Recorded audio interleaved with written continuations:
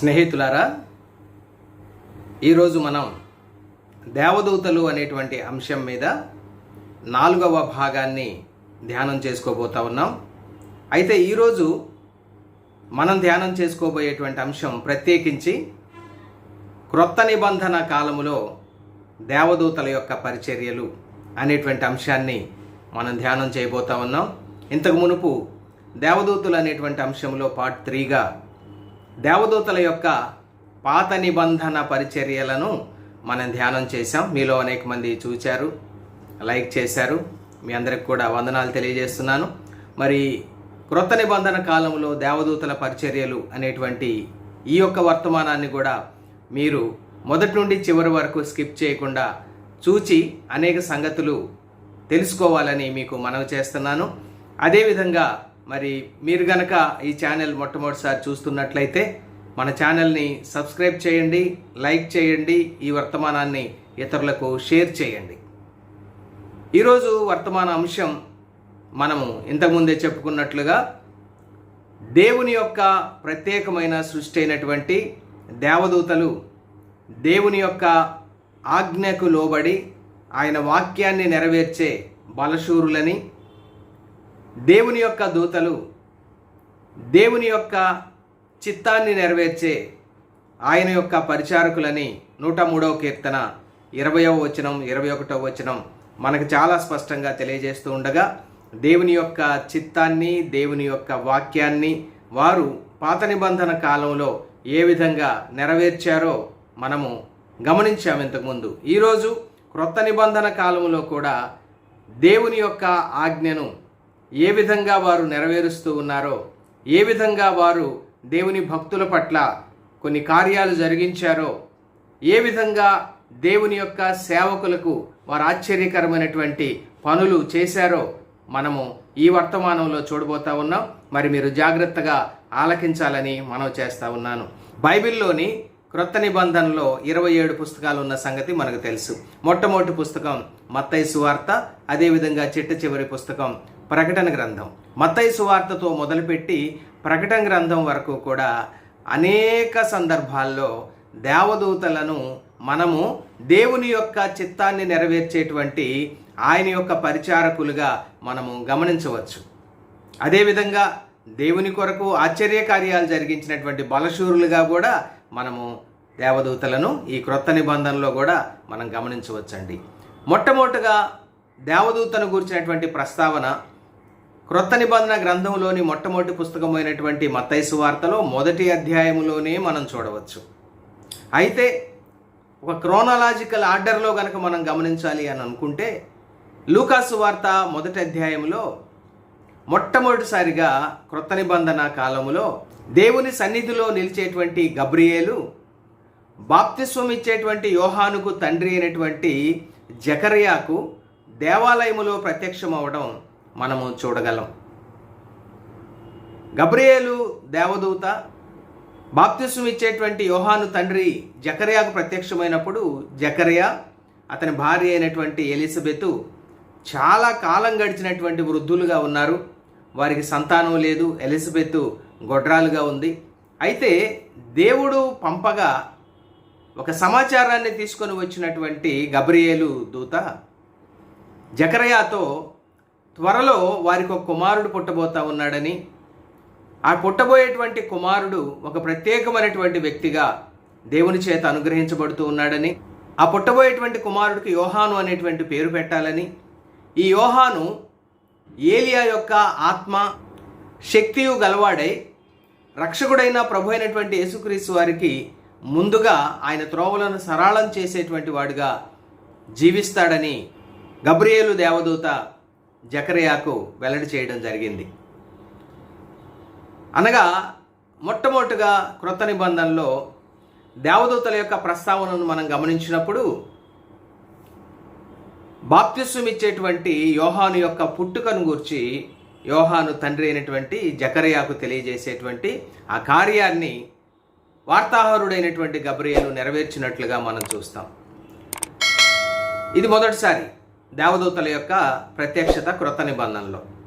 ఇక రెండవదిగా జకర్యాకు ప్రత్యక్షమైనటువంటి 6 నెలల తర్వాత నజరేతు అనేటువంటి ఊరిలో ఒక భక్తిపరురాలైనటువంటి కన్య మరియకు ఈ గబ్రియేలు దేవదూత ప్రత్యక్షమై ఆమె కడుపున రక్షకుడైనటువంటి యేసుక్రీస్తు పుట్టబోతున్నాడని, ఆయన దేవుని కుమారుడని, ఆమె గర్భములో పరిశుద్ధాత్మ శక్తి ద్వారా జన్మించబోతూ ఉన్నాడని ప్రకటించటం రెండవ ప్రత్యక్షత.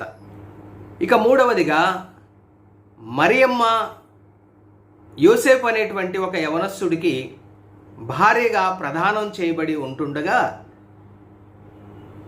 ఆమె గర్భం ధరించినటువంటి సంగతిని తెలుసుకొని నీతిమంతుడైనటువంటి ఆమె భర్త అయినటువంటి యోసేపు ఆమెను రహస్యంగా విడనాడాలి అని మనస్సులో తలపోసుకుంటూ ఉండగా దేవుని దూత స్వప్నమందు యోసేపుకు ప్రత్యక్షమై ఏ విధంగా మరియమ్మ గర్భం ధరించింది, అది కేవలం పరిశుద్ధాత్ముని కార్యం ద్వారా దేవుడే ఆ యొక్క పనిని జరిగిస్తూ ఉన్నాడు అని తన భర్త అయినటువంటి యోసేపుకు స్వప్నంలో తెలియజేసింది కూడా దేవుని దూతే.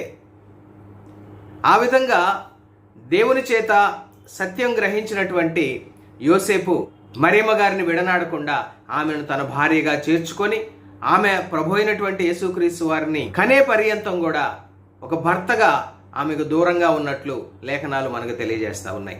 ఇక నాలుగవదిగా ప్రభు అయినటువంటి యేసుక్రీస్తు వారి యొక్క పుట్టుకను ఆ బెత్లెహేము పరిసర ప్రాంతాల్లో రాత్రి వేళల్లో తమ గొర్రెల మందలను కాచుకుంటున్నటువంటి గొర్రెల కాపరులకు యేసు ప్రభు వారి యొక్క పుట్టుకను గూర్చి వెల్లడి చేసింది కూడా పరలోకం నుండి వచ్చిన దేవదూత.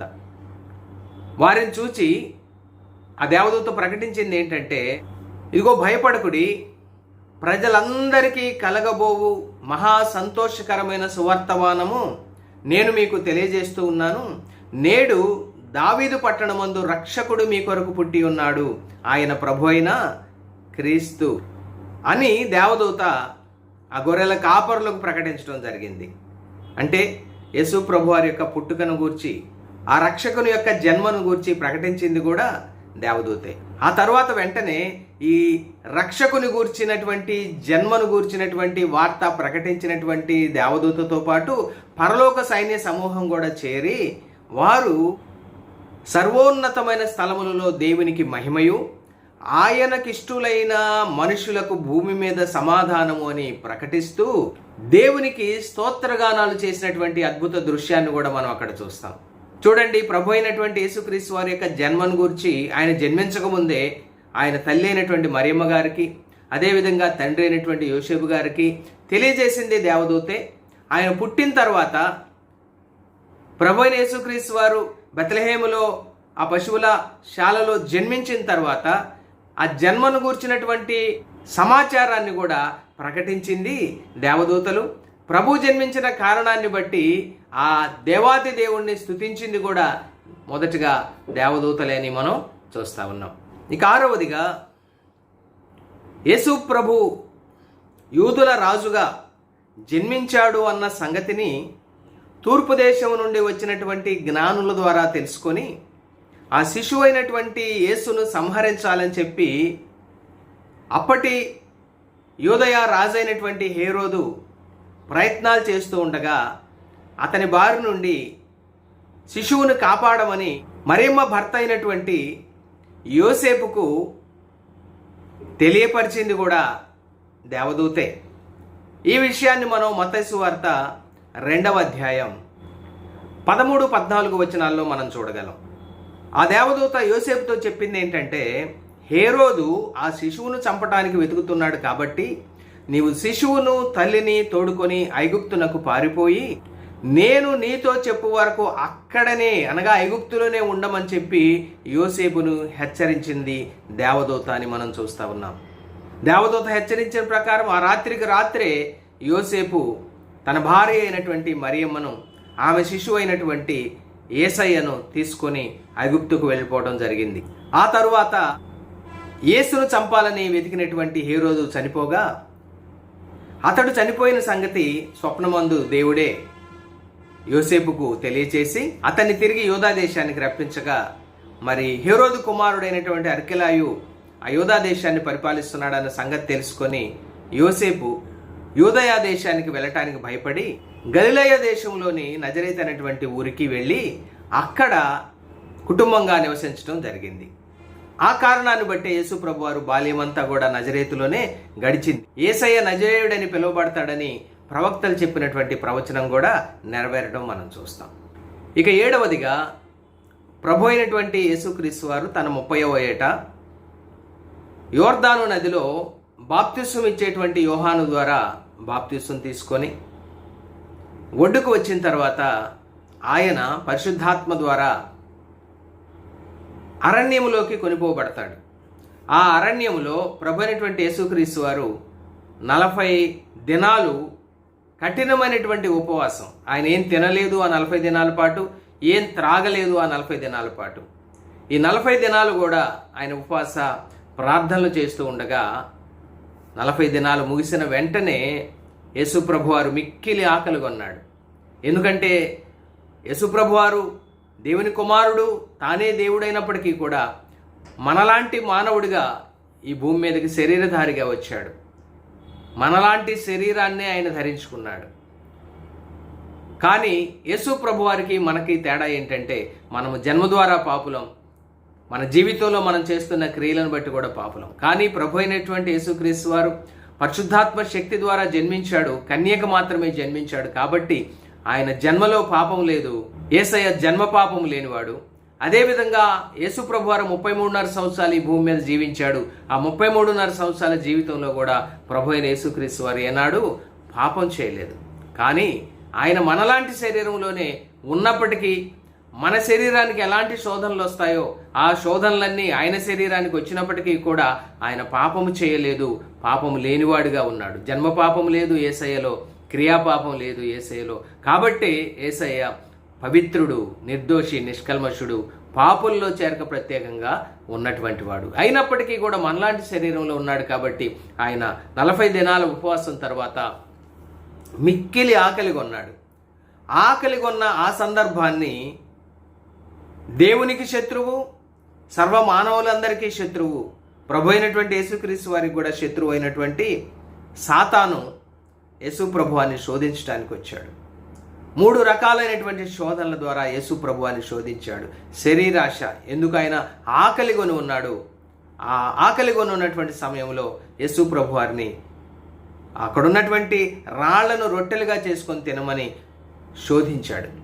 కానీ ప్రభు ఆ శోధనని జయించాడు. మనుషుడు రొట్టె వలన మాత్రమే కాదు, దేవుని నోటి నుండి వచ్చే ప్రతి మాట వలన జీవిస్తాడని చెప్పాడు. అదేవిధంగా నేత్రాశ, ఈ భూలోక రాజ్యాలన్నీ ఒక నిమిషంలో ఆయనకు చూపెట్టి నీవే గనక నాకు మ్రొక్కితే ఈ రాజ్యాలన్నీ నీకు ఇస్తానని చెప్పి యేసు ప్రభువారిని ఆ నేత్రాశతో శోధించాడు. కానీ ప్రభు అది కూడా నీ దేవుడైనా యెహోవాకు మాత్రమే మొక్కాలి, నేను నీకు మొక్కను పో అన్నాడు. ఆ శోధనను కూడా జయించాడు. ఇక 3వదిగా జీవపు డంబం. ఇదిగో నీవు దేవాలయ శిఖరం మీద నుండి కిందకు దుముకు, నీ పాదం ఎప్పుడైనా రాళ్లకు తగలకుండా దేవదూతలు నిన్ను ఎత్తి పట్టుకుంటారు. చూడండి, దేవదూతల గురించి అపవాది కూడా ప్రస్తావిస్తూ ఉన్నాడు.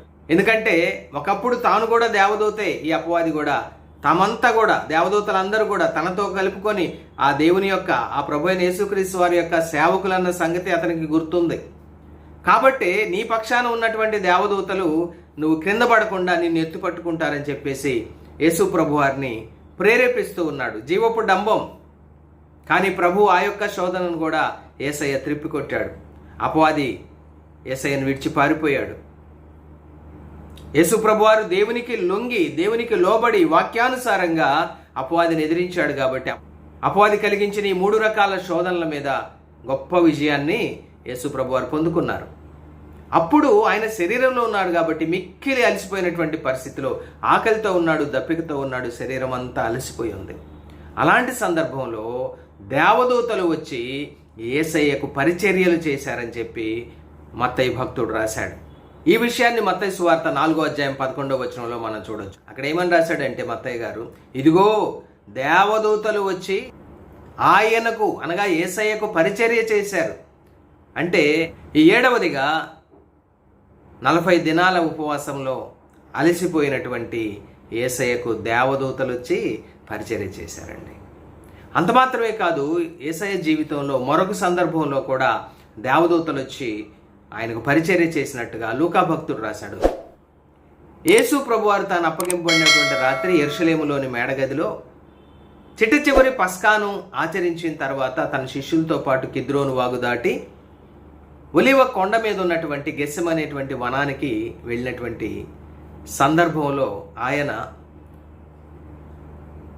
ఆ 11 మంది శిష్యుల్లో నుండి, ఎందుకంటే అప్పటికే ఇస్కరియోతు యూదా వెళ్ళిపోయాడు మేడగది నుండే, మిగిలిన 11 మంది శిష్యుల్లో నుండి 3 ముఖ్యులైనటువంటి ఆంతరంగిక శిష్యులు పేతురు, యాకోబు, యోహానులను వెంటబెట్టుకొని కొంత దూరం ప్రత్యేకంగా వెళ్ళి అక్కడ మోకరించి ఆతురంగా ప్రార్థన చేసినప్పుడు ఆయన యొక్క చెమట నేల పడుతున్నటువంటి గొప్ప రక్త బిందువుల వలె అయినట్టు లూకా భక్తుడు రాశాడు. ఎందుకంటే ప్రభు అయినటువంటి యేసుక్రీస్తు వారు ఒక మానవుడిగా ఆ సిలువ ఎక్కబోతా ఉన్నాడు. ఆ సిలువ ఎంత భయంకరమైనటువంటి చిత్రహింసలతో కూడినటువంటి సిలువ ఎరిగినటువంటి ప్రభు వేదన పడి ఆతురతతో తండ్రి అయినటువంటి దేవునికి ప్రార్థన చేసినటువంటి సందర్భంలో, అంటే ప్రభు అయిన యేసుక్రీస్తు వారు మానవుడిగా మనలాంటి దేహంలోనే ఉన్నాడు కాబట్టి ఆ ఘోరమైనటువంటి శిలువ శిక్ష, అవమానకరమైన శాపగ్రస్తమైన శిలువ శిక్ష తాను పొందబోతున్నటువంటి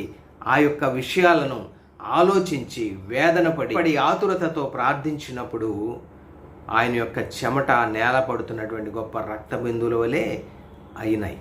అలాంటి సందర్భంలో పరలోకం నుండి ఒక దేవదూత కనబడి యేసయ్యను బలపరిచినట్లుగా లూకా సువార్త 22వ అధ్యాయం 43వ వచనంలో మనం చూస్తాం. ప్రియులారా, దేవదూత తన యజమాని అయినటువంటి యేసు ప్రభువారిని, మానవుడిగా ఉన్నటువంటి యేసు ప్రభువారిని వేదనలో ఆతురముగా ప్రార్థిస్తున్నటువంటి యేసు ప్రభువారిని బలపరిచినట్లుగా మనం చూస్తాం.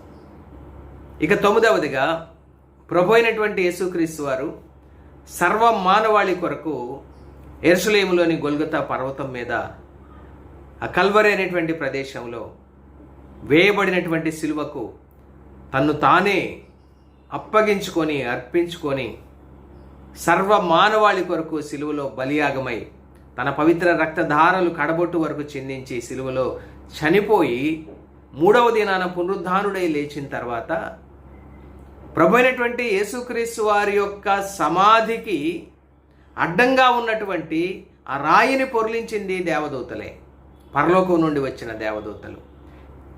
రాయిని ఎందుకు పొర్లించారు? అప్పటికే ప్రభు పునరుద్ధానుడై లేచాడు, ఆయనకు ఆ రాయి అడ్డం కాదు, ఆ సమాధి అడ్డం కాదు. ఎందుకంటే ఆయన మరణాన్ని జయించి తిరిగి లేచాడు, మహిమా శరీరంతో లేచాడు. అలాంటి ఆ ప్రభు లేవడం కొరకు దేవదూతలు రాయి తీయలేదు, కానీ ఆ రాయి తీయకముందే ప్రభు పునరుద్ధానుడై లేచాడు. కానీ దేవదూతలు వచ్చి ఆ రాయిని ఎందుకు పొర్లించారు అంటే, అంతకు మునుపు యేసు ప్రభు వారి యొక్క మృతదేహం ఆ సమాధిలో పెట్టబడడం చూచినటువంటి అరిమత్తయి యోసేపు కానివ్వండి, ధర్మశాస్త్రోపదేశకుడైనటువంటి నికోదేము కానివ్వండి, అదేవిధంగా యేసు ప్రభు వారి శిష్యులు, గలిలయ నుండి వచ్చిన అనేక మంది స్త్రీలు, వీరందరూ కూడా యేసు ప్రభు అక్కడ లేడు, ఆయన మరణాన్ని జయించి తిరిగి లేచాడు అనేటువంటి సత్యాన్ని వారు తెలుసుకోవటం కొరకు, ఆ ఖాళీ సమాధిని చూపించడం కొరకు దేవదూతలు ఆ సమాధికి అడ్డంగా ఉన్నటువంటి రాయిని వారు పొర్లించారు. పొర్లించడం మాత్రమే కాదు, 2 దేవదూతలు అక్కడే ఉండి ఆ సమాధిని దర్శించి యేసు ప్రభు యొక్క మృతదేహానికి సుగంధ ద్రవ్యాలు పూయాలని చెప్పి సుగంధ ద్రవ్యాలు కొని తీసుకొని వచ్చినటువంటి మగ్దలేనే మరియా ఇతర స్త్రీలకు యేసు ప్రభు వారి యొక్క పునరుద్ధానాన్ని మొదటిగా ప్రకటించింది దేవదూతలే. మత్తయి సువార్త 28వ అధ్యాయం 6వ వచనములో ఆయన అనగా ప్రభు అయిన యేసుక్రీస్తు వారు ఇక్కడ ఈ సమాధిలో లేడు, తాను చెప్పినట్టే ఆయన లేచి ఉన్నాడు, ఆయన పునరుద్ధానుడయ్యాడు. ప్రభు అయిన యేసుక్రీస్తు వారు ఆయన మరణాన్ని జయించాడు, విజయవీరుడిగా లేచాడు అన్న సత్యాన్ని ఆ స్త్రీలకు దేవదూతలు ప్రకటించారు. అంత మాత్రమే కాదు, మీరు వెళ్ళి యేసు ప్రభు వారి యొక్క సహోదరులకు అనగా ఆయన శిష్యులకు ఈ యొక్క పునరుద్ధాన సత్యాన్ని ప్రకటించండి అని చెప్పింది కూడా, వారిని పంపింది కూడా దేవదూతలని మనం చూస్తాము ప్రియ స్నేహితులారా. ఇక 10వదిగా మత్తయి సువార్త 18వ అధ్యాయం 10వ వచనంలో దేవదూతలను గూర్చినటువంటి మరొక ఆశ్చర్యకరమైనటువంటి పరిచర్యను యేసు ప్రభు వారు అక్కడ వెల్లడి చేశాడండి. అదేంటో మీకు చదివి వినిపిస్తాను.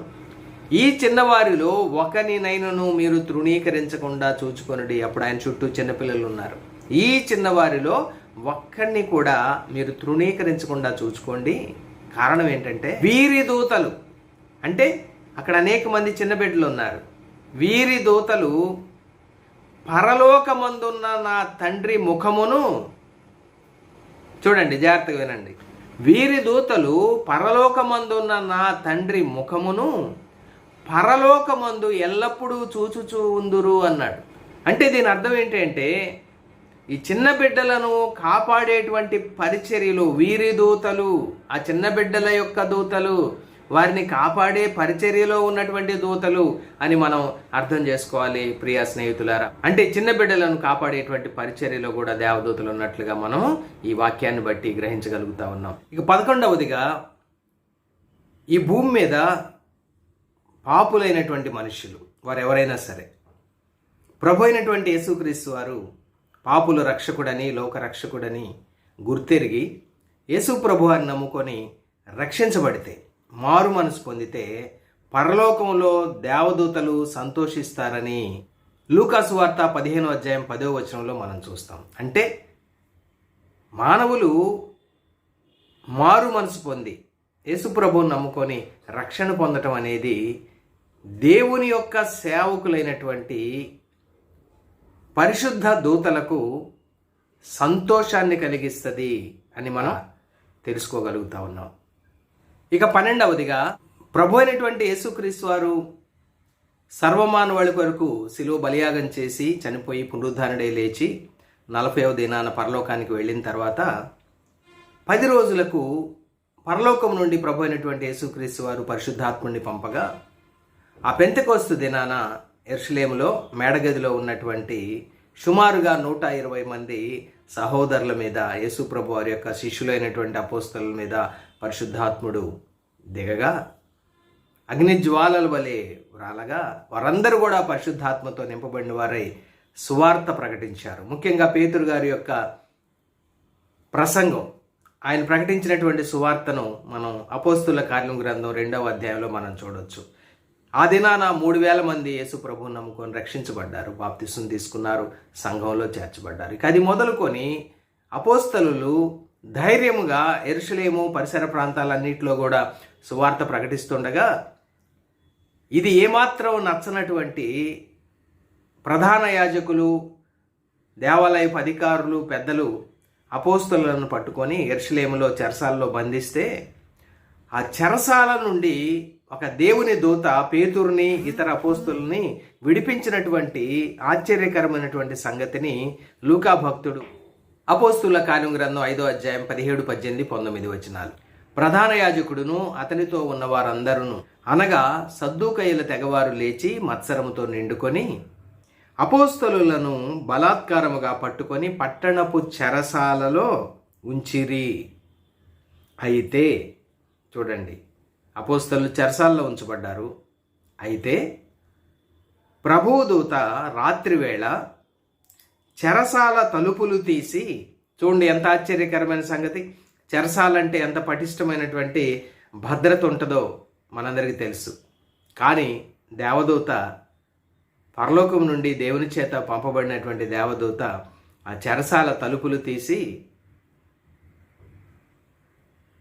వారిని వెలుపలికి తీసుకొని వచ్చి, చూడండి ఎంత ఆశ్చర్యకరమైన సంగతి, అపోస్తలులందరినీ కూడా వెలుపలికి తీసుకొని వచ్చి, మీరు వెళ్ళి దేవాలయములో నిలువబడి ఈ జీవమును గూర్చిన మాటలన్నీ, చూడండి యేసు ప్రభువాన్ని గూర్చిన మాటలు, జీవమును గూర్చినటువంటి మాటలు, నిత్య జీవమును గూర్చినటువంటి మాటలు, మరణములో నుండి జీవములోకి నడిపించేటువంటి మాటలు, చీకటిలో నుండి వెలుగులోకి నడిపించేటువంటి మాటలు, యేసయ్యను గూర్చినటువంటి మాటలు, ఆయన మరణ పునరుద్ధానాలను గూర్చినటువంటి, రక్షణను గూర్చినటువంటి మాటలు, ఈ జీవమును గూర్చిన మాటలన్నీ ప్రజలతో చెప్పుడని వారితో అనెను. చూడండి, దేవదూత వారిని విడిపించడం మాత్రమే కాదు, వారు ఏం చేయాలో కూడా వారికి నిర్దేశించడం మనం చూస్తూ ఉన్నాం. ఇంతకుముందు వారు ఆ కార్యం జరిగించారు, వారు చెరసాల్లో వేశారని చెప్పేది ఆపకుండా ఆ కార్యాన్ని తిరిగి కొనసాగించమని వారిని పురికొల్పి ప్రోత్సహిస్తున్న దేవదూతను మనం ఇక్కడ చూస్తున్నామండి. ఇది ఎంత ఆశ్చర్యకరమైన పరిచర్య ప్రియ స్నేహితులారా. ఇక అపోస్తలుల కార్య గ్రంథం 8వ అధ్యాయం 26వ వచనములో దేవదూతలు జరిగించిన మరొక కార్యాన్ని మనం అక్కడ చూడొచ్చండి. ఇథియోపియా దేశానికి చెందినటువంటి రాణి అయినటువంటి కందాకే క్రింద మంత్రిగా ఉన్నటువంటి ఒక నపుంసకుడు ఆరాధించడానికి యెరూషలేమునకు వచ్చి ఆ పని పూర్తి చేసుకొని తిరుగు ప్రయాణంలో తన స్వదేశానికి వెళ్తూ ఉన్నాడు. అప్పుడు సువార్తికుడైనటువంటి ఫిలిప్పుకు ఒక దేవదూత కనబడి, నీవు లేచి దక్షిణముగా వెళ్ళి యెరూషలేము నుండి గాజాకు పోవు అరణ్య మార్గముగా వెళ్ళమని ఫిలిప్పుతో చెబితే ఫిలిప్ ఆ విధంగా వెళ్ళాడు. ఇప్పుడు ఆ యెరూషలేము నుండి గాజాకు పోయేటువంటి అరణ్య మార్గంగా ఒక వ్యక్తి ప్రయాణం చేస్తున్నాడు. అతడే కందాకి అనేటువంటి రాణి కింద మంత్రిగా ఉన్నటువంటి నపుంసకుడు. అతడు రథం మీద వెళ్తూ యెషయా గ్రంథాన్ని చదువుతూ ఉన్నాడు. ఆ తరువాత జరిగినటువంటి కార్యం అక్కడ మనం చూస్తాం. ఫిలిప్పు వెళ్ళి అతనికి వివరంగా ప్రభు అయినటువంటి యేసుక్రీస్తు వారిని గూర్చినటువంటి రక్షణ సువార్తను వినిపించగా అతడు విని విశ్వసించి రక్షణ పొంది వెంటనే బాప్తిసం తీసుకున్న ఆ గొప్ప రక్షణ కార్యాన్ని మనం చూస్తాం. ఎప్పుడైతే అతడు రక్షించబడి బాప్తిసం తీసుకున్నాడో వెంటనే అతడు సంతోషంతో తన దేశానికి తిరిగి వెళ్ళాడని, ఫిలిప్పు తన యొక్క పరిచర్య మీద వెళ్ళిపోయాడని మనం అక్కడ చూస్తాం. అంటే ఈ గొప్ప రక్షణ కార్యంలో దేవదూత పాలు పంచుకున్నట్లు మనం చూస్తాం. అంటే సువార్తికుడైనటువంటి ఫిలిప్పును ఆ రక్షణ అవసరమైనటువంటి ఆ మంత్రి దగ్గర ఆ నడిపించింది ఒక దేవదూత అన్నట్లుగా మనం ఇక్కడ చూస్తూ ఉన్నాం. అంటే మానవుల యొక్క పాపుల యొక్క రక్షణ పరిచర్యలో దేవుని యొక్క సేవకులకు సువార్తికులకు దేవదూత సహాయపడినట్లు మనం చూస్తూ ఉన్నాం ప్రియ స్నేహితులారా. ఇక దేవదూతలు చేసినటువంటి పరిచర్యలో, ఇక క్రొత్త నిబంధన కాలంలో దేవదూతలు చేసినటువంటి పరిచర్యలలో 14వదిగా అపోస్తులుల కార్యముల గ్రంథం 10వ అధ్యాయంలో ఇటలీ పటాలం అనబడినటువంటి పటాలములో ఒక శతాధిపతిగా ఉన్నటువంటి కొర్నేలి దగ్గరకు ఒక దేవదూత రావడం జరిగింది. ఎందుకంటే కొర్నేలి తన కుటుంబ సభ్యులందరితో కూడా యెహోవా దేవుని యందు భయభక్తులు కలిగి నిత్యము కూడా ప్రార్థనలు ధర్మకార్యాలు చేసేటువంటి వాడు. కానీ అతనికి రక్షణ లేదు. కాబట్టి ఒక దేవదూత అతడు ప్రార్థిస్తున్నటువంటి సమయంలో కనబడి ఆ కైసరేకు సమీపంలోనే ఉన్నటువంటి యొప్పే అనేటువంటి పట్టణంలో యేసు ప్రభు వారి శిష్యుడైనటువంటి పేతురు చర్మకారుడైనటువంటి సీమోని ఇంట్లో ఉన్నాడు, అతన్ని నీ దగ్గరకు పిలిపించుకో, అతడు వచ్చి నీవు నీ ఇంటివారు ఏ మాటల వలన రక్షణ పొందుతారో ఆ మాటలు ఆ సీమోను పేతురునికి వినిపిస్తాడు అని చెప్పి దేవదూత అతనికి ఆజ్ఞాపించడం మనం చూస్తాం. వెంటనే దేవదూత తనకు ఆజ్ఞాపించినట్లుగా కొర్నేలి అనేటువంటి ఆ శతాధిపతి తను మాత్రమే కాదు, తన కుటుంబ సభ్యులు మాత్రమే కాదు, తన బంధువులను తన స్నేహితులను కూడా పిలిపించుకొని వారందరికి కూడా పేతురుగారి ద్వారా తాను వారందరూ కూడా పేతురుగారి ద్వారా రక్షణ సువార్తను విని అనేక మంది రక్షణ పొందినట్లుగా పరిశుద్ధాత్మని పొందుకున్నట్లుగా మనం అక్కడ లేఖనాల్లో చూడగలము ప్రియ స్నేహితులారా. అంటే కొర్నేలి కుటుంబ రక్షణ కొరకు ఒక దేవదూతను దేవుడు పంపగా ఏ విధంగా తాను పేతురుగారి యొక్క రక్షణ సువార్తకు సంబంధించినటువంటి మాటల ద్వారా రక్షణ పొందుతారో ఆ విధంగా ఆ యొక్క సరైనటువంటి మార్గములో దేవదూత ద్వారా నడిపించబడినట్లుగా మనం చూస్తాం. ఇక క్రొత్త నిబంధన కాలంలో దేవదూతల పరిచర్యలలో 15వ పరిచర్యగా మరొక సందర్భాన్ని మనం చూస్తాం. ఇది కూడా అపోస్తుల కార్యముల గ్రంథం 12వ అధ్యాయంలో 7వ వచనం నుండి 11వ వచనం వరకు మనం చూడగలం ప్రియ స్నేహితులారా. ఆ దినాల్లో యెరూషలేములో ఉన్నటువంటి సంఘానికి శ్రమలు వస్తున్నటువంటి దినాలు. రాజైనటువంటి హేరోదు కూడా సంఘాన్ని హింసిస్తే, అనగా యేసు ప్రభువును నమ్ముకొని రక్షణ పొందినటువంటి సహోదరులను సహోదరులను హింసిస్తే అది మతోన్మాదులైనటువంటి యూదులకు సంతోషం కలిగించేటువంటి కార్యమని తెలుసుకొని వారిని సంతోషపెట్టడం కొరకు సహోదరి సహోదరుల్లో అనేక మందిని హింసించడం ప్రారంభించడం మాత్రమే కాదు, యోహాను సహోదరుడైనటువంటి యాకోబును పట్టుకొని బంధించి ఖడ్గం చేత అతన్ని చంపించడం జరిగింది. ఇది యూదులకు ఇష్టమైన కార్యం అని తెలుసుకొని పేతురు గారిని కూడా చంపాలని చెప్పేసి పేతురు గారిని కూడా బంధించి చెరసాలలో పెట్టి, ఇక ఆ తెల్లవారి యాకోబును వధించినట్లుగా పేతురును కూడా వధించాలని ఒక నిర్ణయం తీసుకున్నటువంటి సందర్భంలో అదే రోజు రాత్రి ఒక దేవదూత చెరసాలలో బంధకాల్లో ఉన్నటువంటి గొప్ప కావలిలో ఉన్నటువంటి పేతురు గారిని ఏ విధంగా దేవదూత విడిపించాడో ఆ ఆశ్చర్యకరమైన సంగతులు అపోస్తుల కార్యం గ్రంథం 12వ అధ్యాయం 7 నుండి 11 వచనాల్లో వ్రాయబడింది. మీ కొరకు కొన్ని అవసరమైన మాటలు నేను జ్ఞాపకం చేస్తాను. పేతురు చెరసాలలో ఉంచబడెను. సంఘమైతే అతని కొరకు అత్యాసక్తితో దేవునికి ప్రార్థన చేయుచుండెను. హేరోదు అతనిని వెలుపలికి తీసుకొని రావాలని ఉండగా, ఎందుకు? ఖడ్గం చేత చంపడం కొరకు. ఆ రాత్రియే పేతురు 2 సంకెళ్లతో బంధింపబడి 2 సైనికుల మధ్య నిద్రించుచుండెను. మరియు కావలివారు తలుపు ఎదుట చెరసాల కాచుకొనుచుండిరి. చూడండి ఎంత గొప్ప కాపల పేతురు గారు తప్పించుకొని పోకుండా హేరోదు ఉంచాడో మనం చూస్తా ఉన్నాం. ఇదిగో ప్రభువు దూత పేతురు దగ్గర నిలిచెను. చూడండి ఎంత కావలి ఉంటే దేవదూతకు ఆటంకమా? ఆ యొక్క కావలినంతటిని దాటుకొని లోపల ఉన్నటువంటి పేతురు దగ్గర ప్రభువు దూత నిలబడినట్లు మనం చూస్తాం. ఆ తర్వాత ఏం జరిగిందంటే,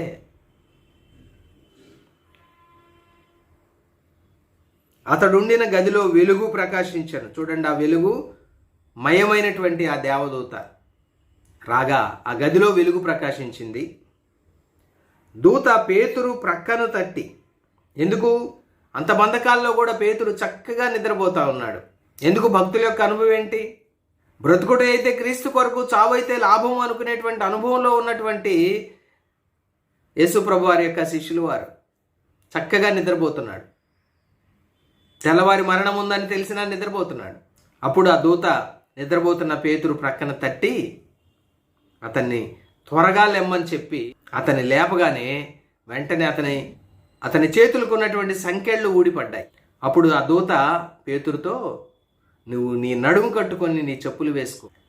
దూత చెప్పినట్టే పేతురు తన నడుము కట్టుకున్నాడు, మరి కాళ్ళకి చెప్పులు తొడుక్కున్నాడు. అతడు అలాగ చేసిన తర్వాత ఆ దూత, నీ వస్త్రం పైన వేసుకొని నా వెంబడి రమ్మని చెప్పి ఆ దూత ముందు వెళ్తూ ఉండగా పేతురు వెంబడించి వెళ్తా ఉన్నాడు.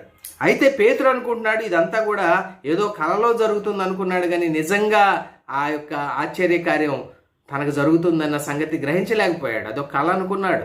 అయితే మొదటి కావలి వారిని, 2వ కావలి వారిని దాటి పట్టణానికి పోయేటువంటి ఇనుప గవిని దగ్గరకు వారు వచ్చారు. అనగా ముందు దూత వెనక పేతురు. అప్పుడు ఆ గొప్ప ఇనుప గవిని, అంటే ఆ ఐరన్ గేట్ దానంతట అదే తెరుచుకుందట. చూడండి, ముందెవరు? ముందు దేవుని యొక్క దూత. ఆ గేటు దానంతట అదే తెరుచుకుంది. వారు బయలుదేరారు. ఒక వీధి దాకా వచ్చిన తర్వాత పేతురుని అక్కడుంచి దూత అదృశ్యమై వెళ్ళిపోయాడు. చూడండి ఎంత ఆశ్చర్యకరమైనటువంటి విడుదల దేవుని దూత ద్వారా చెరసాల నుండి విడుదల పేతురుకి దొరికింది అని మనం చూస్తూ ఉన్నాం ప్రియ స్నేహితులారా. ఇక 16వదిగా ఒక ఖైదీగా అపోస్తుల కార్యం గ్రంథం 27వ అధ్యాయంలో పౌలు గారి యొక్క రోమా ప్రయాణం, ఆ ఓడలో సముద్రం మీద ఆయన చేసిన ప్రయాణపు వివరాలు అక్కడ వ్రాయబడ్డాయి. వారు ప్రయాణం చేస్తుండగా సముద్రం మీద పెద్ద తుఫాను రేగి ఏ విధంగా వాళ్ళంతట వాళ్లే తమ చేతులతో ఓడలో ఉన్నటువంటి ఆహార పదార్థాలని, ఓడకు సంబంధించినటువంటి వస్తువులన్నింటినీ పడవేసిన తర్వాత కూడా తుఫాను తగ్గలేదు. ఇక వారందరూ కూడా ప్రాణాల మీద ఆశ వదిలేసుకున్నారు. కొన్ని వందల మంది ఉన్నారు, సైనికులు ఉన్నారు, పౌలు గారు ఉన్నాడు, ఇంకా ఇతర ఖైదీలు ఉన్నారు, నేరాలు ఆరోపింపబడినటువంటి ఖైదీలు ఉన్నారు. అయితే వారందరూ కూడా ఇక మేము చనిపోతాం అనేటువంటి నిశ్చయానికి వచ్చినటువంటి సందర్భంలో దేవుని యొక్క దూత ఆశ్చర్యకరమైన రీతిలో ఆ రాత్రి పౌలు గారికి కనిపించి పౌలుని బలపరచడం, ధైర్యపరచడం జరిగిందండి. ఆ విషయం గురించి తెల్లవారిన తర్వాత ఆ ఓడ సిబ్బందితో పౌలు గారు ఆ సంగతుల్ని వెల్లడి చేసి వారిని ధైర్యపరచడం మనం చూస్తాం. ఆయన ఏమన్నాడో మనం చూద్దాం. అపోస్తుల కార్యం గ్రంథం 27వ అధ్యాయం 20-21 వచనాలు మొదటగా చదువుతున్నాను. కొన్ని దినములు సూర్యుడైనను నక్షత్రములైనను కనబడక పెద్ద గాలి మా మీద కొట్టినందున ప్రాణములతో తప్పించుకొందుమను ఆశ బొత్తిగా పోయెను. ఇక చూడండి, ఇక ప్రాణాలతో ఒక్కళ్ళం కూడా పౌలు గారు, అతనితో పాటు ఉన్న ఇతర ఖైదీలు, ఆ యొక్క ఓడ సిబ్బంది, అదేవిధంగా శతాధిపతి అయినటువంటి యూలి అనేటువంటి వ్యక్తి, వీళ్ళందరికీ కూడా ఇక ప్రాణాలతో బ్రతుకుతామనే ఆశ బొత్తిగా పోయిందట. అలాంటి సందర్భంలో ఏం జరిగిందంటే, వారు బహుకాలము భోజనము లేక ఉన్నందున పౌలు వారి మధ్యను నిలిచి, అయ్యలారా, మీరు నా మాట విని క్రేతు నుండి బయలుదేరకయే ఉండవలసినది. అప్పుడే హానియు నష్టమును కలగకపోవును. క్రేతులోనే బయలుదేరొద్దని చెప్పినా కూడా బయలుదేరారు. ఒకవేళ బయలుదేరకుండా ఉంటే ఇంత హాని ఇంత నష్టం జరిగేది కాదు. ఇప్పుడైనను ధైర్యం తెచ్చుకున్నాడని మిమ్మల్ని బతిమాలుకుంటున్నాను. ఓడకే గాని మీలో ఎవని ప్రాణమునకును హాని కలుగదు. ఎలా చెప్పగలుగుతున్నాడు పౌలు ఈ విషయాన్ని అంటే, తనే వివరణ ఇస్తున్నాడు. ఏమని? నేను ఎవని వాడనో, ఎవనిని సేవించుచున్నానో ఆ దేవుని దూత. చూడండి, జాగ్రత్తగా వినండి.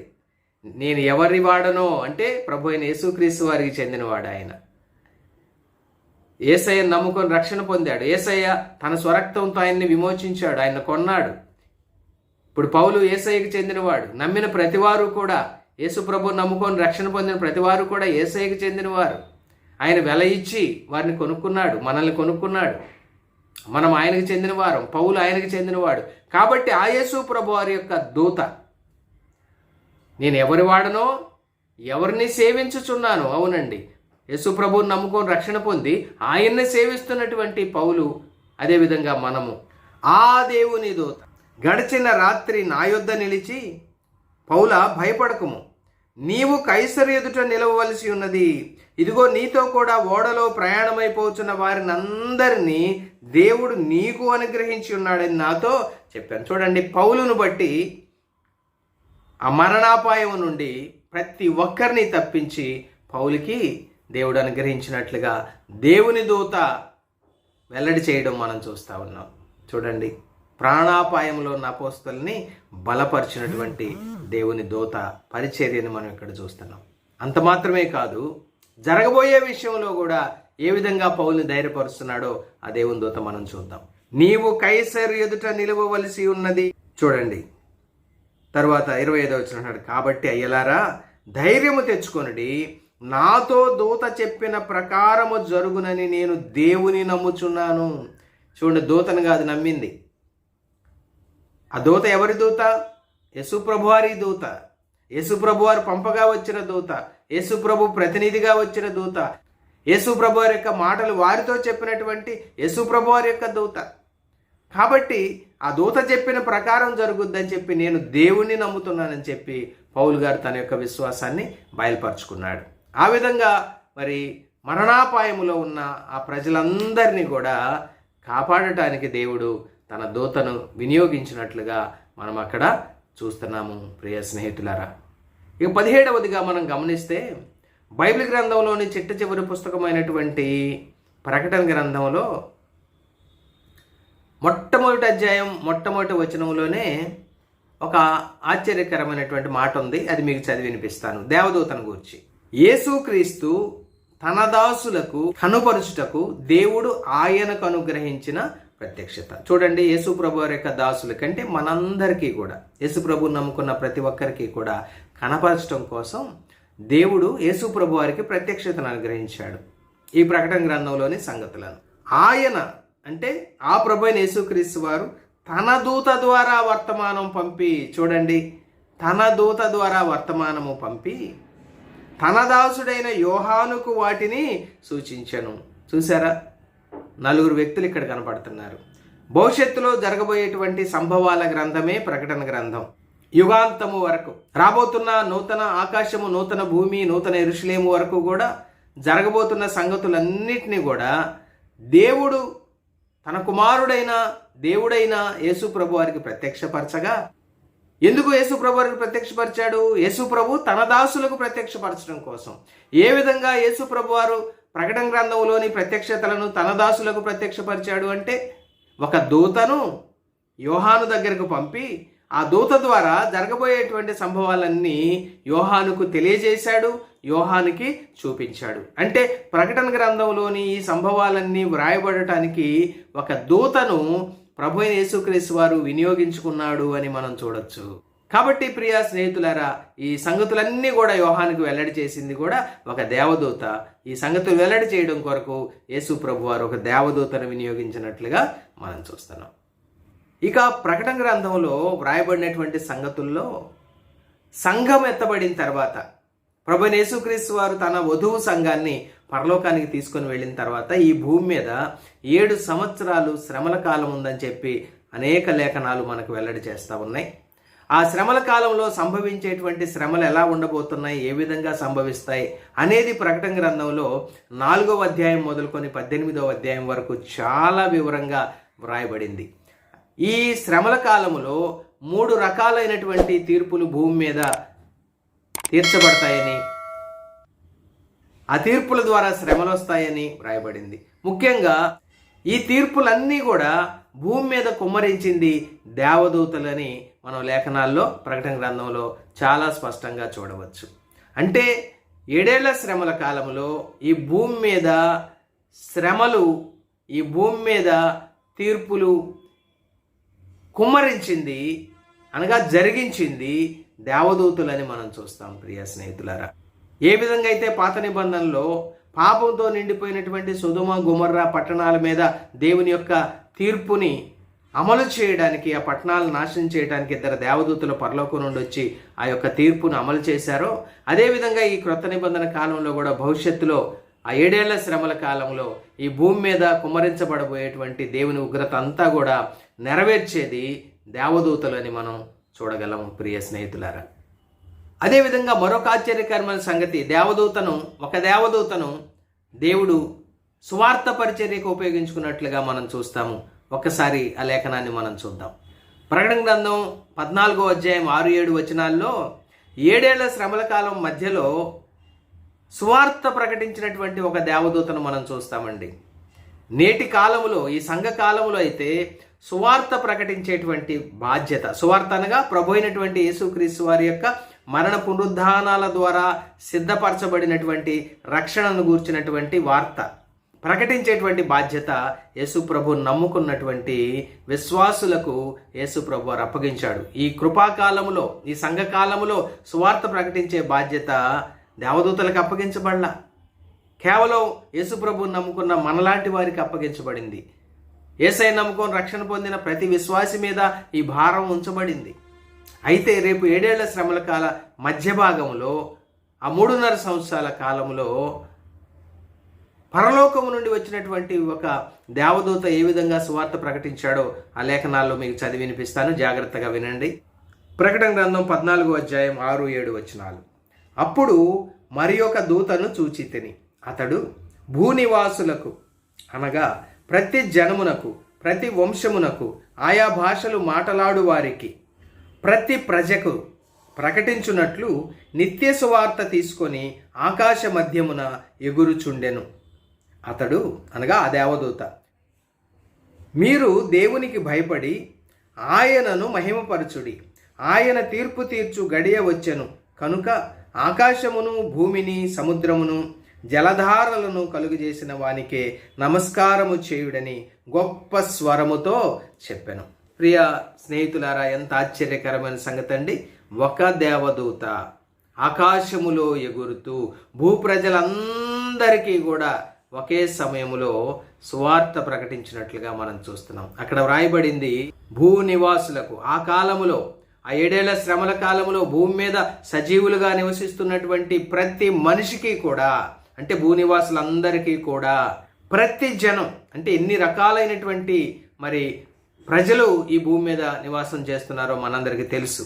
కాబట్టి ప్రతి జనానికి కూడా, ప్రతి వంశానికి కూడా, ప్రతి భాష మాట్లాడే వారికి కూడా, ప్రతి ప్రజకు కూడా, అంటే ప్రతి వ్యక్తికి కూడా దేవదూత నిత్య సువార్తను తీసుకొని, చూడండి ఇది నిత్య సువార్త, మన ప్రభు అయిన యేసుక్రీస్తు వారిని గూర్చినటువంటి రక్షణ వార్త, ఇది నిత్య సువార్త. ఆకాశ మధ్యాన ఎగురుతూ సువార్త ప్రకటించినటువంటి అద్భుత దృశ్యాన్ని మనం ఇక్కడ ప్రకటన గ్రంథం 14వ అధ్యాయం 16-17 వచనాల్లో మనం చూస్తాం. ప్రియ స్నేహితులారా, చూడండి ఆ అద్భుతమైన దృశ్యం. దేవుని దూతే నిత్య సువార్తను ఆకాశ మధ్యాన ఎగురుతూ భూనివాసులందరికీ ప్రకటించినటువంటి ఆ అద్భుతమైనటువంటి దృశ్యాన్ని ప్రకటన గ్రంథం 14వ అధ్యాయం 6-7 వచనాల్లో మనం చూడవచ్చు. ప్రియ స్నేహితులారా, ఇక 21వదిగా మన ప్రభు అయినటువంటి యేసుక్రీస్తు వారు 7 ఏళ్ల శ్రమల కాలం తర్వాత 7 ఏళ్ళు ఆ పరలోకములో ఆ గొర్రెపిల్ల వివాహ విందు ముగించుకొని తన పరిశుద్ధులందరితో పాటు ఈ భూమి మీదకి ప్రత్యక్షంగా దిగి వచ్చేటువంటి సందర్భంలో, అనగా యేసు ప్రభు వారి యొక్క రెండవ రాకడ, ప్రత్యక్ష రాకడ సందర్భంలో యేసు ప్రభు వారితో పాటు ఆయన సంఘముతో పాటు పరిశుద్ధులందరితో పాటు దేవుని యొక్క పరిశుద్ధ దూతలు కూడా దిగి వస్తారు అనేటువంటి సంగతిని మత్తయి సువార్త 25వ అధ్యాయం 31వ వచనంలో మనం చూస్తామండి. తన మహిమతో మనుష్య కుమారుడును, అంటే ప్రభు అయిన యేసుక్రీస్తు వారు, ఆయనతో కూడా సమస్త దూతలును, చూడండి, ఆయనతో కూడా సమస్త దూతలును వచ్చునప్పుడు ఆయన తన మహిమ గల సింహాసనము మీద ఆసీనుడై ఉండును.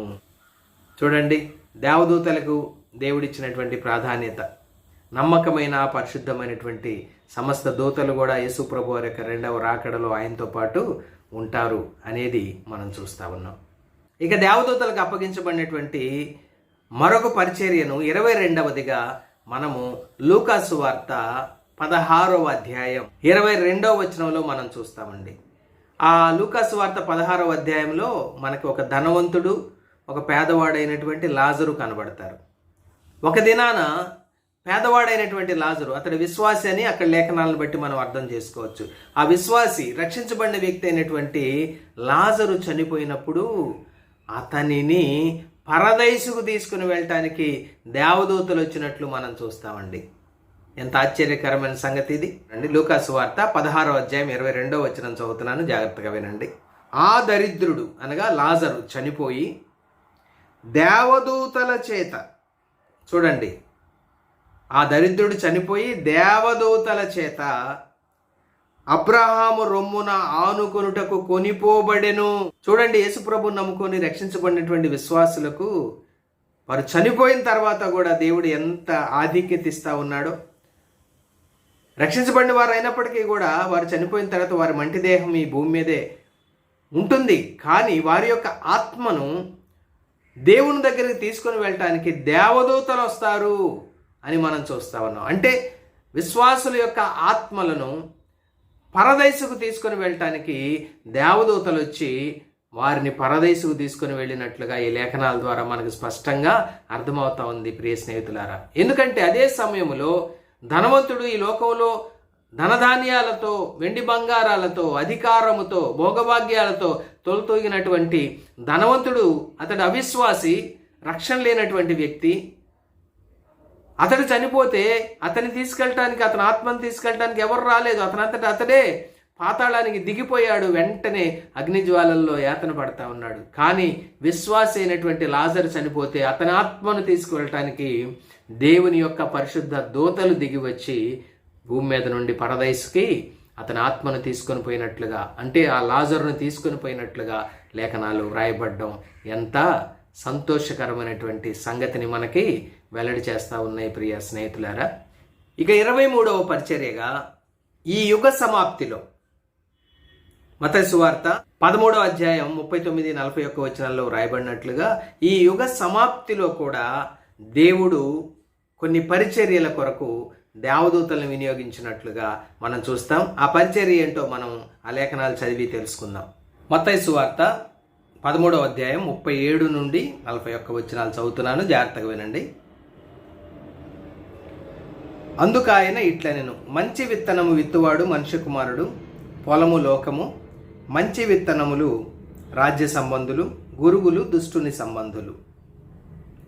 వాటిని విత్తిన శత్రువు అపవాది, కోత యుగ సమాప్తి. ఈ మాట జాగ్రత్తగా వినండి. కోత అంటే ఆ పంట, కోత యుగ సమాప్తి.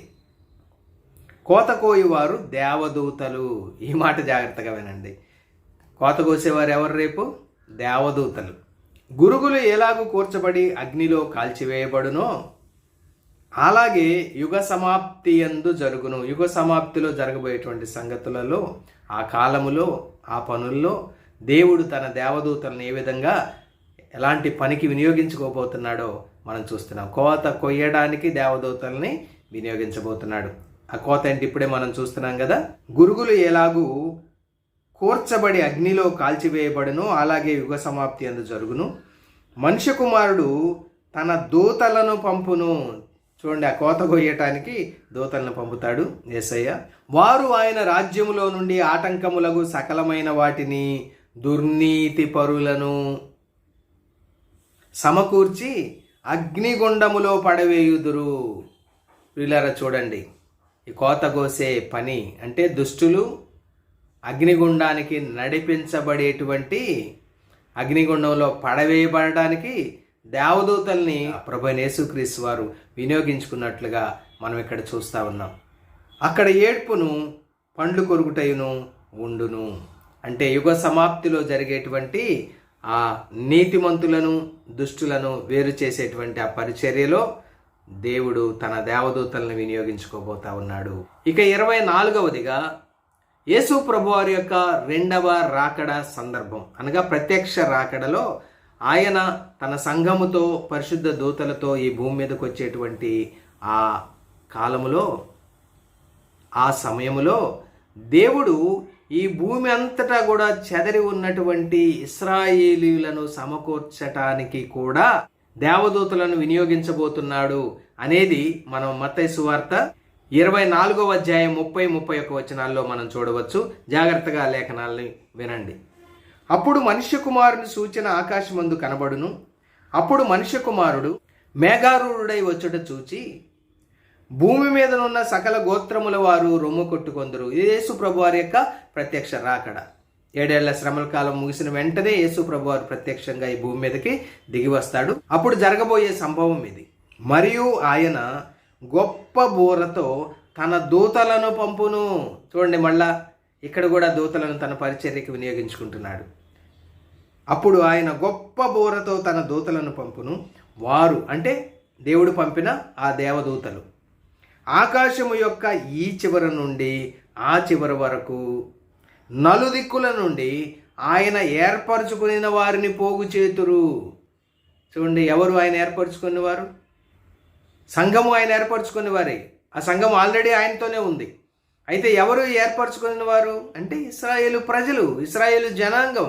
భూమి అంతా చెదిరున్నటువంటి ఇశ్రాయేలు ప్రజలను సమకూర్చటానికి, ఆ యెరూషలేముకు, ఆ ఇశ్రాయేలు దేశానికి సమకూర్చటానికి దేవుడు తన దూతలను పంపుతాడు. వారు నలుదిక్కుల నుండి కూడా వారిని సమకూరుస్తారు, యేసయ్య దగ్గరికి తీసుకొని వస్తారు అని ఈ లేఖనాల ద్వారా మనకు అర్థమవుతా ఉంది. ప్రియ స్నేహితులారా, దేవదూతలు క్రొత్త నిబంధన కాలములో జరిగించినటువంటి 24 రకాలైనటువంటి పరిచర్యలను మనం గమనించాం.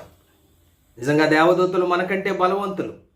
నిత్యము దేవుని సన్నిధిలో పరలోకంలో నిలిచేటువంటి భాగ్యం కలిగినటువంటి వారు. దేవుని యొక్క చిత్తాన్ని, దేవుని యొక్క ఆజ్ఞలను తూచా తప్పకుండా పాటించేవారు, నెరవేర్చేవారు. అయితే వారు మనకంటే బలవంతులైనా, మనకంటే శక్తిమంతులైనా వారు ఇప్పుడు నిత్యము దేవుని సన్నిధిలో నిలుస్తున్నప్పటికీ కూడా దేవదూతలు ఆరాధనకు అర్హులు కాదు. దేవదూతల్ని మనం ఆరాధించకూడదు, దేవదూతలకి మనం నమస్కరించకూడదు. ఈ విషయం లేఖనాల్లో వ్రాయబడి ఉంది. మీకు 2 మాటలు జ్ఞాపకం చేస్తాను. మనం ఇంతకుముందు చెప్పుకున్నట్లుగా ప్రకటన గ్రంథంలోని సంగతులన్నీ కూడా యేసు ప్రభువారు తన దూత ద్వారా యోహానుకు వాటిని చూపించాడు అని మనం ఇంతకుముందే చెప్పుకున్నాం. యోహాను కూడా తనకి సంగతులన్నీ చూపించినటువంటి దేవదూతకు ఒకానొక సందర్భంలో నమస్కారం చేయబోతాడు. అప్పుడు ఆ దేవదూత ఏమన్నాడో తెలుసా? ప్రకటన గ్రంథం 19వ అధ్యాయం 10వ వచనం. అందుకు నేను అతనికంటే తనకి సంగతులన్నీ సూచించినటువంటి దేవదూతకు యోహాను నమస్కారం చేయబోయాడు. అందుకు నేను అతనికి నమస్కారం చేయుటకై అతని పాదముల ఎదుట సాగిలపడగా. చూడండి, దేవదూతకు సాగిలపడ్డాడు యోహాను. అయితే ఆ దేవదూత ఏమంటున్నాడో చూడండి. అతడు వద్దు సుమి, అయ్యయ్యో యోహాను అలా చేయొద్దు, వద్దు సుమి, నేను నీతోను యేసును గూర్చిన సాక్ష్యము చెప్పు నీ సహోదరులతోనూ సహదాసుడను. చూడండి, నీతోనూ యేసును గూర్చి సాక్ష్యం చెప్పేటువంటి నీ సహోదరులతో కూడా నేను సహదాసుడిని మాత్రమే. నేను పూజార్హుడిని కాదు, నేను నమస్కారం పెట్టించుకోవడానికి అర్హుడిని కాదు, నువ్వు నా పాదాల ఎదుట సాగిలపడటానికి నేను అర్హుడిని కాదు. చూడండి ఎంత స్పష్టంగా ఆ యొక్క యోహాను యొక్క ఆరాధనను ఈ దేవదూత తిరస్కరిస్తున్నాడో చూడండి. దేవునికే నమస్కారం చేయము. చూడండి, దేవునికే మనం నమస్కారం చేయాలి, కానీ ఏ మనుషుల పాదాలకి మనం సాగిలపడకూడదు, ఏ దేవదూతకి మనం నమస్కరించి ఆరాధన చేయకూడదు. మనం ఈ సంగతిని కొలసై పత్రికలో కూడా చూస్తాం. కొంతమంది తెలియక దేవదూతల ఆరాధన ఏంది ఇచ్చగలిగిన వారు ఉన్నారట, దాన్ని అక్కడ ఖండించడం జరిగింది. ఇక్కడ మాత్రమే కాదు, మరొక సందర్భంలో కూడా యోహాను మరొకసారి దేవదూతకు నమస్కారం చేయబోతే అతడు మరొకసారి కూడా వారించడం మనం చూస్తాం. ప్రియ స్నేహితులారా, ఇదే ప్రకటన గ్రంథం 22వ అధ్యాయం 8-9 వచనాలు. యోహానును నేను ఈ సంగతులను వినినవాడను చూచినవాడను. చూడండి, విన్నాడు, చూచాడు. దూత అతనికి వినిపించాడు, చూపించాడు. నేను విని చూచినప్పుడు వాటిని నాకు చూపుచున్న దూత పాదముల ఎదుట, చూడండి, వాటిని నాకు చూపుచున్న దూత పాదముల ఎదుట నమస్కారం చేయుటకు సాగిలపడగా. మళ్ళా ఒకసారి ఎందుకు ఆశ్చర్యకరమైన సంగతులు యేసు ప్రభు వారి దగ్గర నుండి తీసుకొని ఆ దూత యోహానుకు వినిపిస్తున్నాడు, యోహానుకు చూపిస్తున్నాడు. కాబట్టి ఇతనికి ఎంతో కృతజ్ఞత భావం వచ్చేసి తనకు చూపిస్తున్నా తనకు వినిపిస్తున్న దేవదూతలకు నమస్కారం చేయడానికి అతని పాదాల దగ్గర సాగిలపడితే దూత ఏమన్నాడు అంటే, వద్దు సుమి, మళ్ళా చెప్తున్నాడు ఆ దేవదూత, వద్దు సుమి, నేను నీతోనూ ప్రవక్తలైన నీ సహోదరులతోనూ ఈ గ్రంథమందున్న వాక్యములను గైకొను వారితోనూ సహదాసుడను, దేవునికే నమస్కారము చేయమని చెప్పాను. చూడండి, సహదాసులు మనం కూడా ప్రభువుని నమ్ముకున్నాం. ఈ గ్రంథంలో ఉన్నటువంటి దేవుని వాక్యాలని మనం కూడా విన్నాము, విశ్వసించాము, వాక్యాలను అనుసరించి మనం నడుచుకుంటున్నాం. మనందరితో కూడా ఆ దేవుని దూత నేను సహదాసుడిని అంటున్నాడు, నాకు నమస్కారం చేయొద్దు, దేవునికే నమస్కారం చేయమని రెండోసారి కూడా నొక్కి వక్కాణిస్తూ ఉన్నాడు. కాబట్టి ప్రియ స్నేహితులారా, దేవదూతలు ఎంత గొప్పవారైనప్పటికీ కూడా, మనకంటే బలవంతులైనప్పటికీ కూడా వారికి మనం నమస్కరించకూడదు, వారిని మనం ఆరాధించకూడదు, పూజించకూడదు. ఇక మరొక సంగతి ఏంటంటే, దేవదూతలు ఎంత గొప్పవారైనప్పటికీ కూడా ఒక లోకం రాబోతా ఉంది, ఆ నూతన ఆకాశం నూతన భూమి రాబోతా ఉన్నాయి, ఆ పరమ యెరూషలేము దిగి రాబోతా ఉంది. అందులో ఎవరు నివసించబోతా ఉన్నారు? దేవదూతలు అంత గొప్పవారు, దేవుని సన్నిధిలో ఉండేవారు. కాబట్టి ఆ రాబోయేటువంటి లోకాన్ని దేవుడు దేవదూతలకు ఇవ్వబోతా ఉన్నాడా?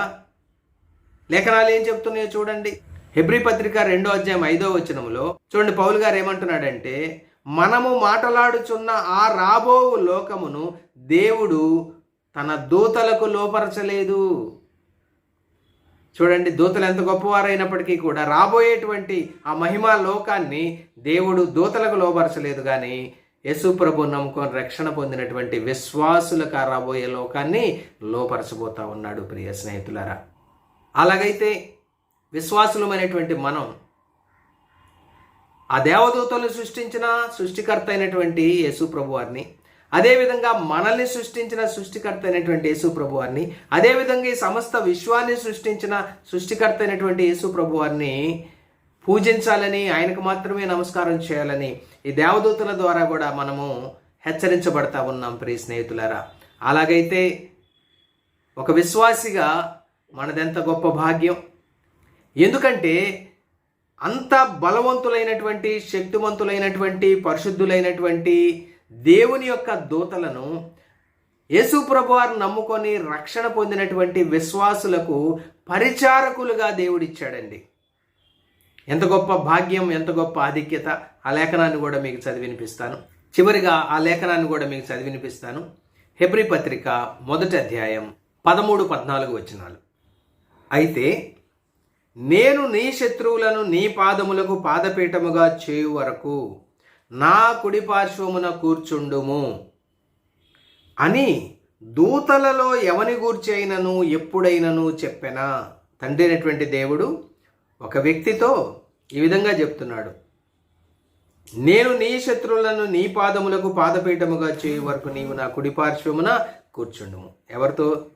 మన ప్రభు అయినటువంటి యేసుక్రీస్తు వారితో చెప్పగా, ఈ మాట మనం 110వ కీర్తన 1వ వచనంలో దావీదు భక్తుడు చాలా స్పష్టంగా చెప్పాడు. తండ్రి అయినటువంటి దేవుడు తన కుమారుడైన క్రీస్తు ప్రభుతో చెప్పిన మాట. ఈ విషయాన్ని ఇక్కడ పౌలు గారు ప్రస్తావిస్తూ ఏమంటున్నాడంటే, ఈ మాటని తన దూతల్లో ఎవరితో చెప్పలేదు. ఎందుకు? ఆయన కుమారుడితోనే చెప్పాడు ఈ మాట. దూతల్లో ఎవరితో చెప్పలేదు. కారణం ఏంటి అంటూ అక్కడ ఒక ప్రశ్న గుర్తు వేసి జవాబు చెప్తున్నాడు పౌలు గారు. వీరందరూ ఎందుకు దూతలతో చెప్పలేదంటే, ఈ దూతలందరూ కూడా రక్షణయను స్వాస్థ్యము పొందబోవు వారికి పరిచారము చేయుటకై పంపబడిన సేవకులైన ఆత్మలు కారా. ఆహా, ఒక విశ్వాసిది ఎంత గొప్ప భాగ్యం అండి. దేవదూతలే రక్షించబడినటువంటి విశ్వాసులకు పరిచారం చేసేటువంటి సేవకులుగా దేవుడే నియమించాడని చూస్తా ఉన్నాం. ఓ విశ్వాసి, నీదెంత గొప్ప భాగ్యం. యేసు ప్రభువుని నమ్ముకున్న నువ్వెంత ధన్యుడివి. ఈనాడు యేసు ప్రభువుని నమ్ముకున్న విశ్వాసులు ఈ లోకపరంగా వారు పేదవారైనా కావచ్చు, ఎన్నికలేని వారైనా కావచ్చు, ఎవరైనా కావచ్చు, కానీ యేసు ప్రభువుని నమ్ముకొని రక్షణ పొందితే వారికి దేవదూతలే పరిచర్య చేసేటువంటి సేవకులుగా ఆల్రెడీ దేవుడు నియమించాడనేటువంటి గొప్ప సత్యాన్ని ఇక్కడ ఈ లేఖనాల ద్వారా మనం చూస్తూ ఉన్నాం ప్రియులారా. అలాగైతే చివరిగా 25వ పరిచర్య, యేసు ప్రభువుని నమ్ముకొని రక్షణ పొందిన వారికి దేవదూతలు చేసేటువంటి సేవకులుగా చేసేటువంటి పరిచర్య అని మనం చూస్తూ ఉన్నాం. ప్రియ స్నేహితులారా, ఇంతవరకు మనం క్రొత్త నిబంధన కాలంలో దేవదూతలు జరిగించబోతున్న 25 రకాలైనటువంటి పరిచర్యలను మనం గమనించాం. వీటిల్లో మనము కూడా దేవదూతల యొక్క పరిచర్యను, వారి యొక్క సేవకత్వాన్ని పొందుకొని మనమెంత ధన్యులమయ్యామో మనకి అర్థమవుతా ఉంది ప్రియ స్నేహితులారా. నిజంగా ఇది ఆలోచిస్తూ ఉంటే చాలా ఆశ్చర్యము, అదేవిధంగా సంతోషము, మనకింత భాగ్యాన్ని ఇచ్చిన దేవుని పట్ల కృతజ్ఞత భావము కలుగుతూ ఉన్నాయి. కాబట్టి ప్రియ స్నేహితులారా, దేవదూతలను గూర్చినటువంటి అనేక సంగతులు దేవుడు లేఖనాల ద్వారా మన మధ్యకు తీసుకొని వచ్చాడు. మనం విన్నటువంటి వాక్యాల్ని మన హృదయంలో భద్రపరుచుకుందాం. విన్న వాక్యాలను అనుసరించి మనం జీవిద్దాం. దేవుడు తన మాటలను దీవించునుగాక. ఈ వాక్యం విన్న మీ అందరికి కూడా ప్రభు అయిన యేసుక్రీస్తు వారి నామం పేరిట ప్రేమ వందనాలు తెలియజేసుకుంటున్నాను.